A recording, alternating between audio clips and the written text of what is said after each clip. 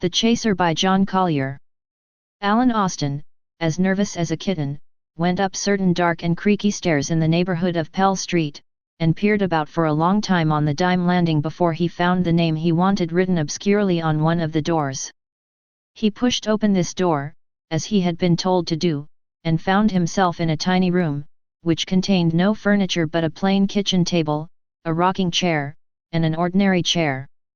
On one of the dirty buff-colored walls were a couple of shelves, containing in all perhaps a dozen bottles and jars. An old man sat in the rocking chair, reading a newspaper. Alan, without a word, handed him the card he had been given. "Sit down, Mr. Austen," said the old man very politely. "I am glad to make your acquaintance." "Is it true," asked Alan, "that you have a certain mixture that has quite extraordinary effects?" "My dear sir," replied the old man, "my stock in trade is not very large. I don't deal in laxatives and teething mixtures, but such as it is varied. I think nothing I sell has effects which could be precisely described as ordinary." "Well, the fact is," began Alan. "Here, for example," interrupted the old man, reaching for a bottle from the shelf. "Here is a liquid as colorless as water, almost tasteless, quite imperceptible in coffee, wine, or any other beverage. It is also quite imperceptible to any known method of autopsy." "Do you mean it is a poison?" cried Alan, very much horrified. "Call it a glove cleaner if you like," said the old man indifferently. "Maybe it will clean gloves. I have never tried. One might call it a life cleaner. Lives need cleaning sometimes." "I want nothing of that sort," said Alan. "Probably it is just as well," said the old man. "Do you know the price of this? For 1 teaspoonful, which is sufficient, I ask $5,000. Never less. Not a penny less." "I hope all your mixtures are not as expensive," said Alan apprehensively. "Oh dear, no," said the old man. "It would be no good charging that sort of price for a love potion, for example. Young people who need a love potion very seldom have $5,000. Otherwise they would not need a love potion." "I am glad to hear that," said Alan. "I look at it like this," said the old man. "Please a customer with one article, and he will come back when he needs another. Even if it is more costly, he will save up for it, if necessary." "So," said Alan, "you really do sell love potions?" "If I did not sell love potions," said the old man, reaching for another bottle, "I should not have mentioned the other matter to you. It is only when one is in a position to oblige that one can afford to be so confidential." "And these potions," said Alan. "They are not just er." "Oh, no," said the old man. "Their effects are permanent, and extend far beyond the mere casual impulse." "But they include it." "Oh, yes, they include it. Bountifully, insistently, everlastingly." "Dear me," said Alan, attempting a look of scientific detachment. "How very interesting. But consider the spiritual side," said the old man. "I do, indeed," said Alan. "For indifference," said the old man, "they substitute devotion.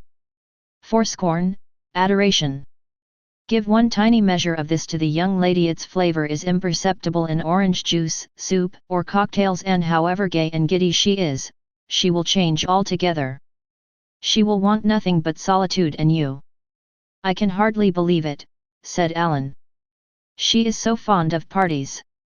"She will not like them any more," said the old man. "She will be afraid of the pretty girls you may meet. She will actually be jealous," cried Alan in a rapture. "Of me?" "Yes, she will want to be everything to you. She is, already. Only she doesn't care about it. She will, when she has taken this. She will care intensely. You will be her sole interest in life." "Wonderful," cried Alan. "She will want to know all you do," said the old man. "All that has happened to you during the day. Every word of it. She will want to know what you are thinking about, why you smile suddenly, why you are looking sad." "That is love," cried Alan. "Yes," said the old man. "How carefully she will look after you. She will never allow you to be tired, to sit in a draught, to neglect your food. If you are an hour late, she will be terrified. She will think you are killed, or that some siren has caught you." "I can hardly imagine Diana like that," cried Alan, overwhelmed with joy. "You will not have to use your imagination," said the old man. "And, by the way, since there are always sirens, if by any chance you should, later on, slip a little, you need not worry. She will forgive you, in the end. She will be terribly hurt, of course, but she will forgive you in the end." "That will not happen," said Alan fervently. "Of course not," said the old man. "But, if it did, you need not worry.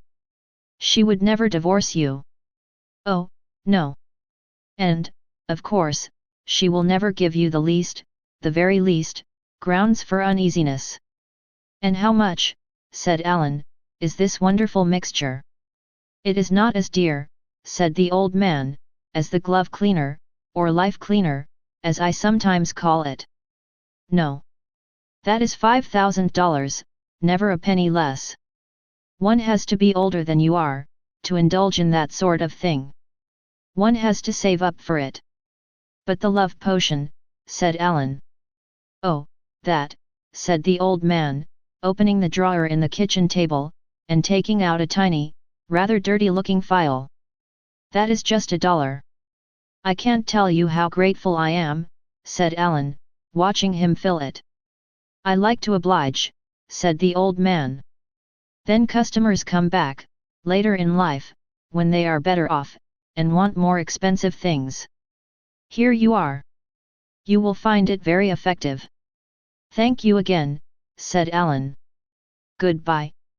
"Au revoir," said the man. The end. The summary of the book, The Chaser by John Collier. Once upon a time, in a quaint little town, there lived a young man named Alan Austen. Alan was madly in love with a beautiful woman named Diana. His affection for her consumed him, day and night, and he couldn't bear the thought of her not feeling the same way. One day, as he walked through the bustling streets of town, he heard whispers of a mysterious figure known as the Chaser. This enigmatic man was rumored to possess a potent love potion that could make anyone fall deeply in love. Alan's heart raced with hope.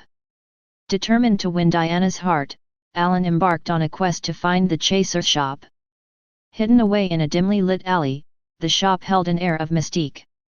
There, Alan met the Chaser, a man with a knowing smile and piercing eyes.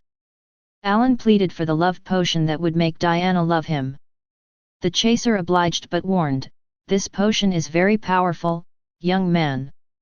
It comes with consequences." Ignoring the warning, Alan paid the price and took the potion home. He slipped it into Diana's drink, and as if by magic, she began to adore him like never before. But the potion's effects were more intense than he had ever imagined. Diana became possessive, clingy, and obsessed with him. She demanded his constant attention, and her love was suffocating. Alan's joy turned to misery, and he realized that this was not the love he had yearned for.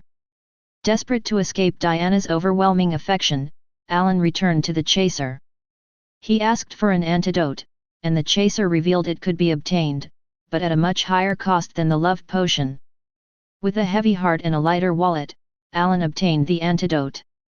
He made the agonizing choice to free himself from Diana's stifling love.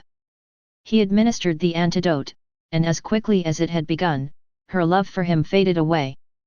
Alan was left with the painful realization that true love couldn't be manufactured, and the consequences of tampering with emotions could be dire. And so, in that quaint little town, the Chaser's shop remained, a place where desires came at a steep price, a cautionary tale for anyone seeking shortcuts to matters of the heart. The Key Lessons and Moral Insights from The Chaser by John Collier. In a town where dreams and desires intertwined with mystery, there lived a young man named Alan. His heart was captured by a lady named Diana, and his love for her was like a blazing fire that consumed his every thought. One day, Alan heard whispers of a mystical figure known as the Chaser. This man could make dreams come true, or so the town believed. Alan, desperate to win Diana's love, embarked on a journey to find the Chaser.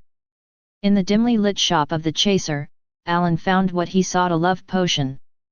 The Chaser warned him, "This potion is potent, and with great power comes great responsibility." Alan, blinded by his love, ignored the warning. He paid the price and gave the potion to Diana. The results were immediate. Diana loved him intensely, but it wasn't the love he had imagined. It was possessive, controlling, and suffocating.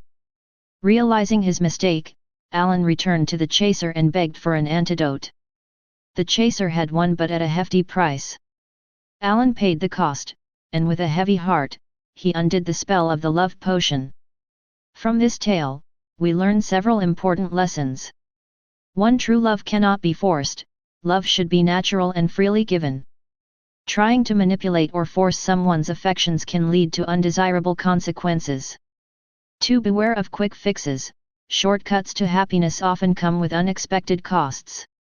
Easy solutions may not always be the best ones. 3. Consider the consequences. Before pursuing our desires, it's crucial to think about the potential outcomes. The choices we make can have far-reaching effects. 4. Value true love. True love is genuine, selfless, and not subject to manipulation. It cannot be substituted with artificial means. In the end, the Chaser serves as a reminder that love, like many things in life, should be genuine and cherished. It's a cautionary tale against trying to control the uncontrollable and the importance of embracing love in its purest form. Thank you for listening.